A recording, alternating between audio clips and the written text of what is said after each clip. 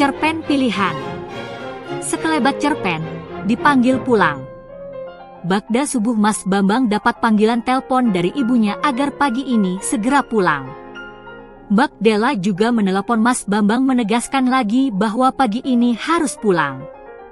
Baik telepon dari ibunya maupun dari Mbak Della isi pesannya sama tanpa memberikan alasan kenapa harus pulang. Pokoknya harus pulang kata mereka. Ada semacam nada kemarahan dari mereka. Mungkin karena sudah berminggu-minggu Mas Bambang tak pulang. Lebih mementingkan kunjungan ke tempat lain. Sabtu pagi ini sebenarnya Mas Bambang juga akan pergi lagi ke puncak Bukit Pegat sendirian untuk belajar ngaji batin bab Hawa Songo dari Mbah Romli. Ada dilema dalam batin Mas Bambang antara pulang ke Pasuruan atau pergi ke Mbah Romli. Belum sempat memutuskan mana yang akan dipilih. HP Mas Bambang berbunyi lagi. Le, Ibu mohon. Pulang ya Le. Panggilan Le merupakan panggilan khusus yang memuat rasa sayang yang amat dalam dari ibu tercintanya. Hanya pada momen-momen tertentu saja panggilan Le ini diucapkan. Di luar itu, ibunya sering memanggil Mas Bambang dengan sebutan Embang saja. Mendengar suara ibunya yang berisi permohonan disertai panggilan Le tersebut tentu mau tidak mau Mas Bambang harus segera menjawabnya. Iya Bu. Ibu tunggu ya Le. Iya Bu. Tidak lama setelah panggilan telepon dari ibunya, Mbak Della juga menelepon lagi yang isi pesannya sama. Setelah menerima telepon bertubi-tubi tersebut, 2 kali dari ibunya dan 2 kali dari Mbak Della di pagi hari yang sama, maka Mas Bambang segera meluncur ke Pasuruan. Di atas sepeda motor Ninja, Mas Bambang memacu kendaraannya dengan sangat kencang melintasi Bundaran Waru. Aloha lalu melesat melintasi Porong, Gempol, Bangil, dan terakhir Ngopak, Pasuruan. Dalam waktu kurang dari 2 jam, Mas Bambang sudah sampai di rumahnya. Ternyata di rumahnya sudah ramai. Banyak tamu. Mas Bambang rada bingung. Ada apa ini? Terlihat keluarganya sedang berbincang dengan para tamunya. Banyak makanan yang disuguhkan di atas meja tamu yang telah diatur rapi. Belum sempat menanyakan kepada salah satu tamunya yang sebagian berada di luar karena ruang tamu di dalam tak cukup. Tiba-tiba ada suara panggilan dari Mbak Della sambil memberikan tanda untuk masuk dan menyuruh Mas Bambang duduk di kursi yang sengaja dikosongkan khusus untuk dirinya. Kursi tersebut terletak di tengah di antara kursi ibunya dan kursi Mbak Della. Di hadapan Mas Bambang dipisahkan oleh meja panjang telah duduk seorang gadis yang sangat cantik yang tempat duduknya diapit oleh 2 orang. Kursi sebelah kanan dan kiri meja juga ada yang menempati. Mas Bambang semakin bingung. Dalam hati bertanya, ada apa ini? Mbak Della yang duduk di samping hanya berbisik kepada Mas Bambang dengan kata-kata singkat, nurut saja Dik.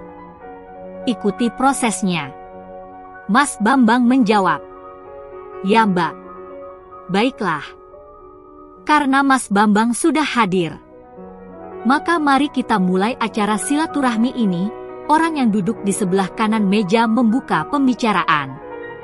Orang tersebut memperkenalkan dirinya sebagai wakil dari pihak tamu. Namanya Ustadz Hamid. Semua anggota rombongan dari tamu diperkenalkannya satu persatu, termasuk 3 orang yang duduk di depan Mas Bambang. Dengan nada canda tapi ramah, Ustadz Hamid memperkenalkan gadis cantik yang duduk di depan Mas Bambang. Namanya Rohimah Arum Fitriah putri tunggal Pak Haji Zamroni dan Bu Hajah Mufidah. Duduk di sebelah kanan dan kiri Rohimah. Rohimah ini dulu ketika SD murid ibunya Mas Bambang dan selalu ranking 1. Kemudian mondok di pesantren dan meneruskan lagi di perguruan tinggi hingga memperoleh gelar sarjana ilmu agama. Ini bukan iklan loh Mas Bambang. Candaan dari Ustadz Hamid disambut senyum dan tawa para tamu dan keluarga Mas Bambang. Mas Bambang ternyata juga ikut senyum dan tertawa senang mendengarkan candaan tersebut. Juga disampaikan oleh Ustadz Hamid tentang maksud kedatangannya, yaitu memenuhi permintaan ibunya Mas Bambang yang sudah kenal sangat baik dengan orang tua Rohimah dan telah sepakat untuk menjodohkan Rohimah dengan Mas Bambang. Mereka semua sudah setuju, termasuk Rohimah siap mengabdi sebagai teman hidup Mas Bambang jika Mas Bambang menyetujuinya. Ketika Ustadz Hamid menceritakan hal tersebut, di dalam hati Mas Bambang terbayang wajah teduh Mbah Soleh yang pernah menyampaikan bahwa jodohnya sudah ada di ibunya. Dan hari ini kata-kata Mbah Soleh terbukti. Anehnya semakin mengingat kata-kata Mbah Soleh tersebut, semakin yakin bahwa Rohimah adalah jodohnya. Bagaimana Mas Bambang? Apakah setuju dijodohkan dengan Bak Rohimah Arum Fitriah? Iya Pak Ustadz. Saya setuju, jawab Mas Bambang. Bagaimana Bak Rohimah Arum Fitriah? Apakah setuju dijodohkan dengan Mas Bambang? Iya Pak Ustadz. Saya setuju, jawab Rohimah. Alhamdulillah, Ustadz Hamid mengucapkan alhamdulillah dan serentak diikuti oleh semua yang hadir. Pihak keluarga juga telah sepakat akan memutuskan kapan waktu pernikahannya setelah Mas Bambang dan Rohimah diberikan waktu 3 bulan untuk saling mengenal pribadi masing-masing. Kecuali Mas Bambang dan Rohimah bersepakat untuk mempercepat waktu pernikahannya.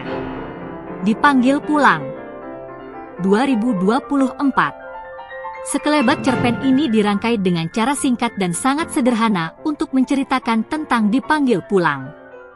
Semoga bermanfaat.